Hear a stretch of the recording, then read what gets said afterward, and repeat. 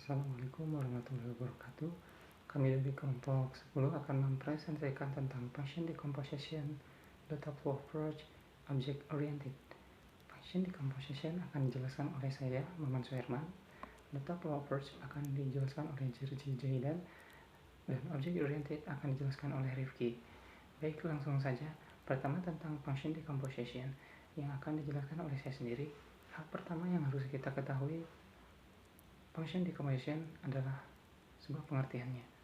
Artinya, apa itu function decomposition?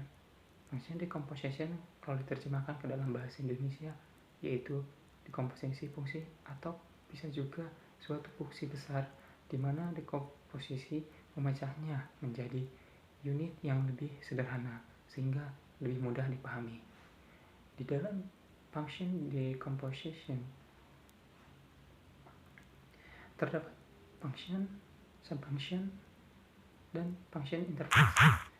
Function atau fungsi adalah suatu perintah yang akan dieksekusi ketika ada perintah dari user dari suatu program. Misal, ketika kita mau login di sebuah aplikasi, kita harus memasukkan username dan password, dan pastinya menekan tombol login. Tombol login ini akan memanggil sebuah fungsi login, di mana di dalamnya akan ada proses validasi sesuai algoritmanya. Kemudian subfunction adalah fungsi terpisah dari function utama. Subfunction ini akan dipanggil oleh fungsi utama ketika diperlukan. Misalnya dalam fungsi utama terdapat data lain yang diperlukan, maka subfungsi akan dipanggil untuk menjalankannya. Kemudian function interface adalah fungsi terbuka di mana mengendalikan nilai boolean benar salah, misalnya dalam menentukan dua statement di mana boolean ditentukan dengan nilai benar dan hasil statement salah, maka boolean akan menentukan bahwa statement salah. Function decomposition hanya menghasilkan suatu spesifikasi fungsional yang memetakan subjek secara tidak langsung. Subfunction sulit dilakukan karena sifat yang mudah berubah. Oleh sebab itu, sistem analis terus dapat menentukan fungsi-fungsi yang memiliki potensi untuk berubah. Terima kasih. Data Flow Diagram (DFD) adalah penggambaran sistem sebagai jaringan kerja antara fungsi yang berhubungan satu dengan yang lain, dengan aliran flow dan menyimpan data. DFD memberikan tampilan secara visual tentang aliran data dan informasi tentang suatu sistem, di mana menggambarkan siapa saja yang terlibat dalam sistem tersebut dari awal sampai akhir. Menurut Wikipedia, DFD atau diagram alir data adalah suatu diagram yang menggambarkan aliran data dari sebuah proses atau sistem informasi, di mana menyediakan informasi mengenai input dan output dari setiap entitas dan proses itu sendiri.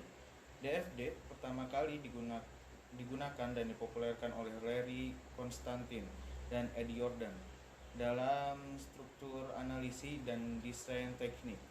Simbol atau notasi DFD sendiri memiliki acuan pada teori grafik yang awalnya digunakan untuk penelitian operasional dalam pemodelan alur kerja suatu organisasi.